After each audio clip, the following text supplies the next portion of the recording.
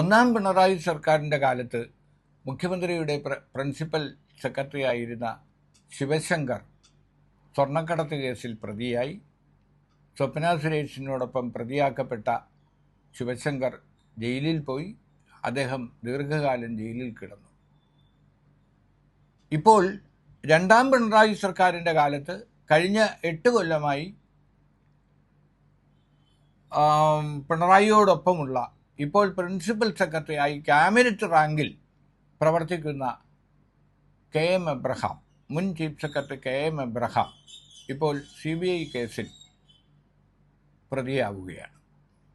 കഴിഞ്ഞ ദിവസം ഹൈക്കോടതി ജസ്റ്റിസ് K. ബാബുവാണ് ഈ കേസന്വേഷണം വരവിൽ കവിഞ്ഞ സ്വത്ത് സമ്പാദിച്ചു എന്ന ജോമോൻ പുത്തൻപുരയ്ക്കലിൻ്റെ പരാതിയിൽ ഹർജിക്കാരൻ്റെ പരാതി ശരിവെച്ചുകൊണ്ട് നേരത്തെ സംസ്ഥാന വിജിലൻസ് തള്ളിക്കളഞ്ഞ ഈ പരാതി CBI FIR ഇട്ട് അന്വേഷിക്കണം എന്ന് ജസ്റ്റിസ് K. ബാബു ഉത്തരവിട്ടത്. ആലോചിച്ചു നോക്കൂ, ചീഫ് സെക്രട്ടറി റാങ്കിൽ നിന്ന് തസ്തികയിൽ നിന്ന് പിരിഞ്ഞ് 8 കൊല്ലം കഴിഞ്ഞ് കിഫ്ബിയുടെ CEOയും മുഖ്യമന്ത്രിയുടെ പ്രിൻസിപ്പൽ സെക്രട്ടറിയുമായി പ്രവർത്തിക്കുന്ന KM എബ്രഹാം സമർത്ഥനായ ഉദ്യോഗസ്ഥനാണ്, അതിലാർക്കും തർക്കമില്ല. പക്ഷേ അദ്ദേഹത്തിനെതിരെ ഗുരുതരമായ ഈ ആരോപണം ഉയർന്നപ്പോൾ അന്ന് വിജിലൻസ് ഡയറക്ടറായിരുന്ന ജേക്കബ് തോമസ് കേസെടുത്ത് അന്വേഷണം നടത്തിയപ്പോൾ ജേക്കബ് തോമസിൻ്റെ തൊപ്പി തെറിച്ചു. അദ്ദേഹത്തെ പിന്നീട് സസ്പെൻഷനിൽ നിർത്തി.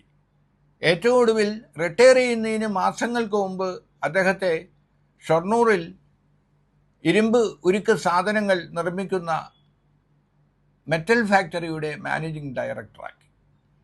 മെറ്റൽ ഫാക്ടറി മാനേജിംഗ് ഡയറക്ടറായി ചുമതലയേറ്റ ജേക്കബ് തോമസ് ആ ഫാക്ടറിക്കകത്ത് തന്നെ പായും തലേണിയുമായി കിടന്നുറങ്ങിയത് അന്ന് വാർത്തയായിരുന്നു. ഇപ്പോഴും ജേക്കബ് തോമസിനെതിരെയുള്ള കേസുകൾ നടന്നു വരികയാണ്. അപ്പോൾ സംസ്ഥാന വിജിലൻസ് അന്വേഷിച്ച് നൽകിയ റിപ്പോർട്ട് അടിസ്ഥാനരഹിതമാണെന്നും ജോമോൻ പുത്തൻപുരയ്ക്കൽ ഉന്നയിച്ചിരിക്കുന്ന ആരോപണങ്ങൾ കഴമ്പുള്ളതാണെന്നും പറഞ്ഞുകൊണ്ടാണ് KM എബ്രഹാമിനെതിരെ CBIയോട് FIR ഇട്ട് അന്വേഷിക്കാൻ ഹൈക്കോടതി ഉത്തരവിട്ടിരിക്കുന്നത്. ഗുരുതരമായ ആരോപണങ്ങളാണ് ജോമോൻ പുത്തൻപുരയ്ക്കൽ ഉന്നയിച്ചിരിക്കുന്നത്. 2018 ഹൈക്കോടതിയിൽ ഹർജി നൽകിയത്. 1 വർഷത്തോളം ജസ്റ്റിസ് K. ബാബുവിൻ്റെ ബെഞ്ച് ഈ കേസ് വിധി കേട്ടു.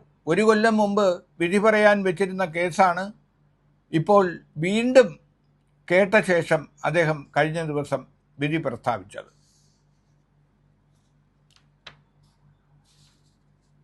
ശമ്പളത്തെക്കാൾ കൂടുതൽ തുക എല്ലാ മാസവും ലോൺ അടയ്ക്കുന്നത് എങ്ങനെയെന്ന് മറുപടി പറയാൻ KM എബ്രഹാമിനോട് ജസ്റ്റിസ് K. ബാബു വാദത്തിനിടയിൽ ആവശ്യപ്പെട്ടിരുന്നു.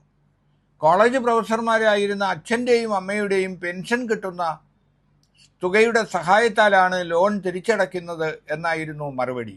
എന്നാൽ KM എബ്രഹാമിൻ്റെ അച്ഛനും അമ്മയും വർഷങ്ങൾക്ക് മുമ്പേ മരിച്ചുപോയിട്ടുണ്ട് എന്ന ഹർജിക്കാരൻ കോടതിയെ അറിയിച്ചു.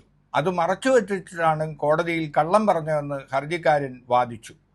മുംബൈ നഗരത്തിലുള്ള 3 കോടി വില വരുന്ന ഫ്ലാറ്റും 1 കോടി വിലയുള്ള തിരുവനന്തപുരം വഴുതക്കാടുള്ള മില്ലേനിയം അപ്പാർട്ട്മെൻറ്റിൻ്റെ ലോണും ആണ് എല്ലാ മാസവും കൃത്യമായി അടച്ചിരുന്നത്. 8 കോടി വില വരുന്ന കൊല്ലം കടപ്പാക്കടയിലെ 3 നില ഷോപ്പിംഗ് കോംപ്ലക്സ് സഹോദരൻ്റെ പേരിലായതിനാൽ ആണ് തൻ്റെ പ്രോപ്പർട്ടി സ്റ്റേറ്റ്മെൻറ്റിൽ ഉൾപ്പെടുത്താത്തതെന്ന് വിജിലൻസിന് KM എബ്രഹാം നൽകിയ മൊഴിയിൽ പറഞ്ഞിരുന്നു. എന്നാൽ ഈ ഷോപ്പിംഗ് കോംപ്ലക്സിൻ്റെ ഓണർഷിപ്പ് KM എബ്രഹാമിൻ്റെ പേരിലാണ് എന്ന് തെളിയിക്കുന്ന ഓണർഷിപ്പ് സർട്ടിഫിക്കറ്റ് ജോമോൻ പുത്തൻപുരയ്ക്കൽ ഹൈക്കോടതിയിൽ ഹാജരാക്കി. അങ്ങനെ ഞെട്ടിക്കുന്ന വസ്തുതകളാണ്, അസത്യങ്ങളാണ് അദ്ദേഹം വിജിലൻസിന് നൽകിയ മൊഴിയിൽ ഉണ്ടായിരുന്നതെന്ന് തെളിയിക്കപ്പെട്ടതോടെയാണ് മുഖ്യമന്ത്രിയുടെ പ്രിൻസിപ്പൽ സെക്രട്ടറിയായ KM എബ്രഹാമിനെതിരെ CBI അന്വേഷണത്തിന് ഉത്തരവിട്ടിരിക്കുന്നത്. ധാർമ്മികമായി ആദ്യഘട്ടത്തിൽ ശിവശങ്കർ രാജിവെച്ചപ്പോഴും ഇപ്പോൾ KM എബ്രഹാമിനെതിരെ CBI കേസെടുക്കുമ്പോഴും സംശയത്തിൻ്റെ നിഴലുകൾ വന്നു നിൽക്കുന്നത് മുഖ്യമന്ത്രിയിലേക്കാണ്. കേരളത്തിൽ ഒരുപാട് മുഖ്യമന്ത്രിമാരെ നമ്മൾ കണ്ടിട്ടുണ്ട്. EMS-ഉം അച്യുതമേനോനും കെ കരുണാകരനും AK ആന്റണിയും EK നയനാരും VS അച്യുതാനന്ദനും ഉമ്മൻചാണ്ടിയും അടക്കം എത്രയോ മുഖ്യമന്ത്രിമാരെ നമ്മൾ കണ്ടു. ഇവരുടെ ഒന്നും പ്രിൻസിപ്പൽ സെക്രട്ടറിമാർക്കെതിരെ ഇത്തരം ഒരു ആരോപണമോ ഇത്തരം ഒരു കേസോ ഉണ്ടായിട്ടില്ല. ഉമ്മൻചാണ്ടി മുഖ്യമന്ത്രിയായിരിക്കുമ്പോൾ ജോപ്പനെതിരെ അദ്ദേഹത്തിൻ്റെ ഒരു പ്രൈവറ്റ് PA-ക്കെതിരെ കേസ് ഉണ്ടായപ്പോൾ തന്നെ കേരളത്തിൽ ഉണ്ടായ പുകിൽ നമുക്കറിയാം. സരിത കേസിൽ ജോപ്പനും സരിതയുമായി ബന്ധമുണ്ടായിരുന്നു എന്നതിൻ്റെ പേരിൽ അയാളെ പുറത്താക്കുകയും അയാൾ ജയിലിൽ പോവുകയും എല്ലാം ചെയ്തത് നാം കണ്ടതാണ്. പക്ഷേ ഒരു മുഖ്യമന്ത്രിയുടെ പ്രിൻസിപ്പൽ സെക്രട്ടറി അഴിമതി നടത്തി ജയിലിൽ പോവുകയും രണ്ടാമത്തെ പ്രിൻസിപ്പൽ പ്രൈവറ്റ് സെക്രട്ടറി ഇപ്പോൾ CBI കേസിൽ പ്രതിയാവുകയും ചെയ്യുമ്പോൾ അതിൻ്റെ ധാർമ്മിക ഉത്തരവാദിത്വം ഏറ്റെടുക്കാൻ മുഖ്യമന്ത്രിക്കും സർക്കാരിന് നേതൃത്വം നൽകുന്ന ഇടതുപക്ഷത്തിനും കഴിയേണ്ടതാണ്. കാരണം ഇടതുപക്ഷത്തിന് കേരളത്തിലും നമ്മുടെ ദേശീയ തലത്തിലും ഉണ്ടായിരുന്ന ഏറ്റവും വലിയ പ്രസക്തി അഴിമതി രഹിതമായ പ്രതിച്ഛായയാണ്. അടുത്ത കാലത്തായി ഇടതുപക്ഷത്തിന് ആകെ അവശേഷിക്കുന്ന ഭരണം കേരളത്തിലാണ്. പക്ഷേ കേരളത്തിലെ ഭരണത്തെ ഇതുപോലെയുള്ള അഴിമതി ആരോപണങ്ങൾ വേട്ടയാടിക്കൊണ്ടിരിക്കുകയാണ്. അപ്പോഴും ഇടതുപക്ഷത്തെ താങ്ങി നിർത്താൻ CPM-നെ വീണ്ടും അധികാരത്തിൽ കൊണ്ടുവരാൻ അരിയും തലയും മുറുക്കി രംഗത്തിറങ്ങുന്ന സഖാക്കൾക്ക് ഇതെല്ലാം തന്നെ രാഷ്ട്രീയ ലക്ഷ്യത്തോടെ പ്രതിപക്ഷം ഉയർത്തുന്ന ആരോപണങ്ങൾ മാത്രമാണ്. കേന്ദ്രം ഭരിക്കുന്ന BJP നടത്തുന്ന രാഷ്ട്രീയ നീക്കങ്ങളാണ്. പക്ഷേ